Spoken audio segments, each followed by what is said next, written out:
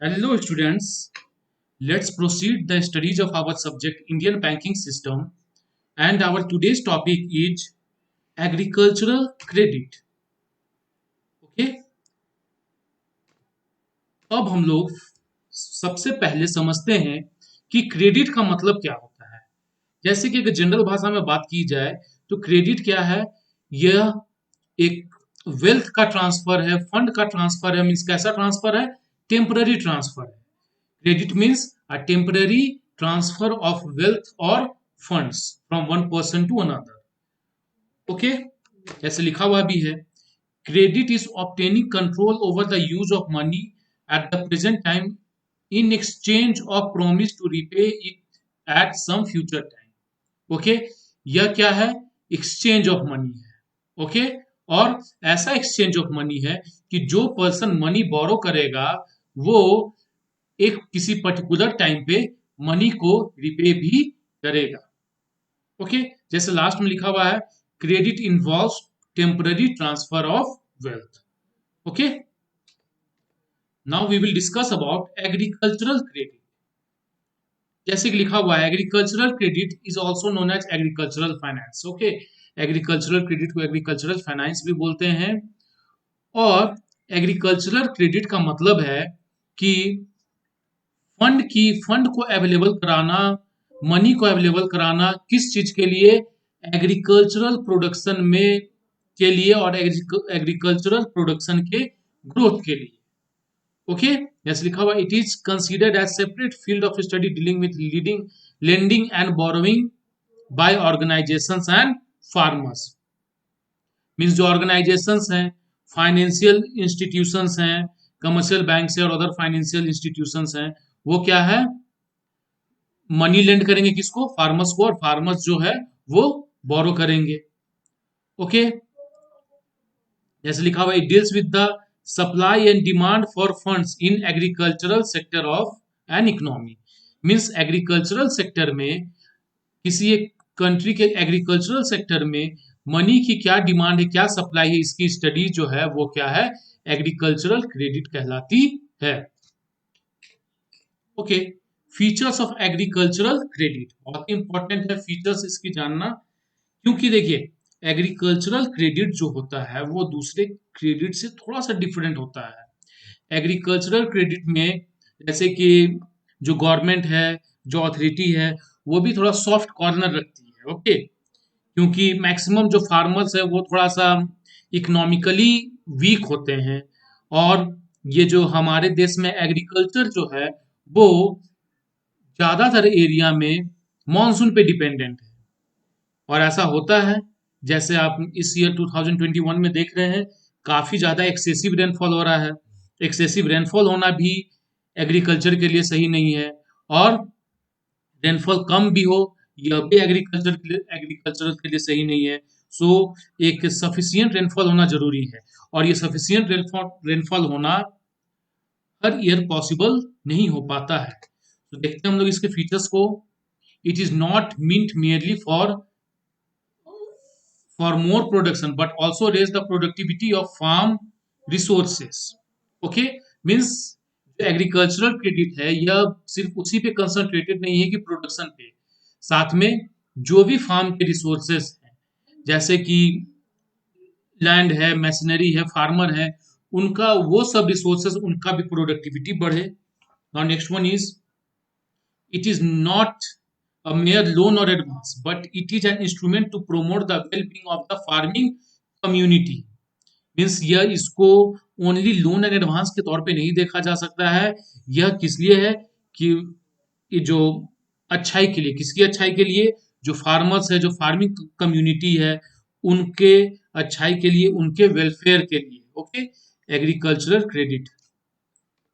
और next one is it is not just a science to manage the money, but it is an applied science of allocating scarce resources to derive optimum output.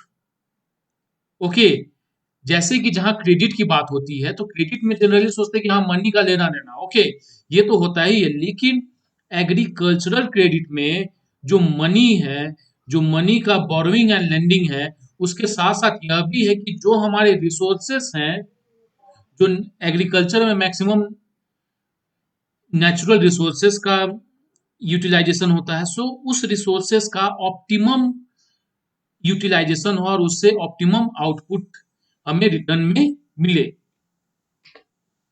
Next one is, it is not a mere social obligation on the society, but it is a lever with backward and forward linkers to the economic development both at micro and macro level. Means यह क्या है, जो भी institutions हैं, commercial banks हैं, financial institution है, जैसे कि नाबार्ड है, national bank for agricultural and rural development. NABARD की स्थापना ही हुई थी एग्रीकल्चरल और रूरल डेवलपमेंट के लिए, हम लोग नेक्स्ट क्लास में डिस्कस करेंगे।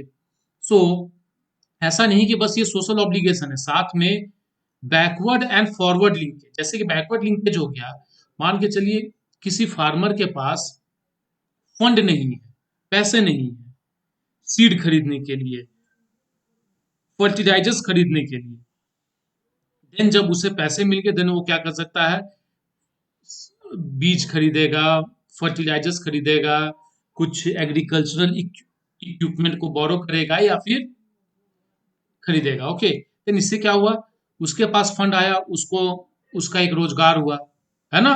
इस तरीके से फिर क्रॉप का प्रोडक्शन हुआ, क्रॉप का प्रोडक्शन, जैसे कि क्रॉप का प्रोडक्शन हो गया, वीट की प्रोडक्शन हो गई, और वीट की प्रोडक्शन के बाद अब उसके अलग अलग प्रोडक्ट बनेंगे, जैसे कि दलिया बनेंगे, फ्लोर बनेंगे, ओके, इस तरीके से ब्रेड बनेंगे। Okay, so backward and forward linkage means agriculture एक सेंट्रल पार्ट है। इस तरीके से क्या हो गया, एक फार्मर को उसका रोजगार मिला, साथ में वो जो प्रोडक्ट है, उस प्रोडक्ट को फिर से जब उसको कुछ प्रोसेस किया गया, देन उससे भी लोगों को रोजगार हासिल हुई। और next one is classification of agricultural credit. So classification है, फर्स्ट जो क्लासिफिकेशन है, डेवलपमेंट क्रेडिट और इन्वेस्टमेंट क्रेडिट। ओके, जैसे लिखा हुआ है, this is provided for acquiring durable assets for improving the existing assets और for improving the existing, under this credit is extended for. जैसे डेवलपमेंट और इन्वेस्टमेंट क्रेडिट में इस चीज के लिए क्रेडिट दिया जाता है, जो फर्स्ट है purchase of land and land reclamation. Okay, जमीन खरीदने के लिए, खेती के लिए जमीन खरीदने के लिए, और खेती के लिए मान के चलिए जमीन में किसी तरीके का कुछ डिस्प्यूट हो गया है, सो दैट्स वाई वो सबको सॉल्व करने के लिए। Now next one is purchase of farm machineries and implement. जैसे कि फार्म में बहुत सारे मशीनरीज की यूज होती है, जैसे कि प्लगिंग के लिए ट्रैक्टर्स की यूज होती है, फिर ट्रैक्टर्स में भी अलग अलग इक्विपमेंट्स होते हैं, चाहे उसे ब्लेड है, रोटावेटर है, ये सब इक्विपमेंट हो गए। फिर जब क्रॉप का प्रोडक्शन हो गया, देन उसको थ्रेसिंग होता है, देन वो सब इक्विपमेंट हो गए। Okay, now next one is development of irrigation facilities, construction of farm structures. Okay, development irrigation facilities means कि फॉर एग्जांपल बोरिंग करवाया जा रहा है, ये सब क्या हो गया, बोरिंग करवाया जाता है इरिगेशन के लिए। Construction of farm structure, farm structure means उसका फार्म स्ट्रक्चर को मीन्स सॉइल की फर्टिलिटी को बढ़ाने के लिए अगर उसमें और कुछ इनपुट लाया जा रहा है, फॉर एग्जांपल उसमें मट्टी कटवा करके उसमें फिर से मट्टी भरवाई जा रही है, यह सब। और next one is development of plantation and orchards, development of dairy, poultry, sheep, goat, fisheries, sericulture. Okay, so अगर मान के चलिए डेयरी भी है, वो भी एग्रीकल्चरल एंड अलाइड सेक्टर में आ जाता है। आप कोई पर्सन डेयरी की बिजनेस स्टार्ट करना चाहता है, जैन उसे कैटल लेने होंगे, मीन्स गाय भैंस खरीदने होंगे। ओके, गाय भैंस के लिए उन्हें शेल्टर बनाना पड़ेगा। ओके, सो यह सब में भी तो फंड का इन्वेस्टमेंट तो होगा ना, तो फंड तो चाहिए।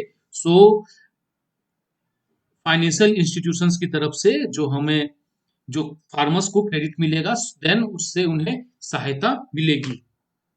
और next one is production credit. Okay, जैसे कि क्रॉप के प्रोडक्शन के लिए जो क्रेडिट लेते हैं फार्मर्स, फॉर एग्जांपल सीड्स खरीदने के लिए, फर्टिलाइजर्स लेने के लिए। ओके, फार्म मतलब जो फार्मिंग में, खेती में जो इनपुट्स लगेगा उसके लिए।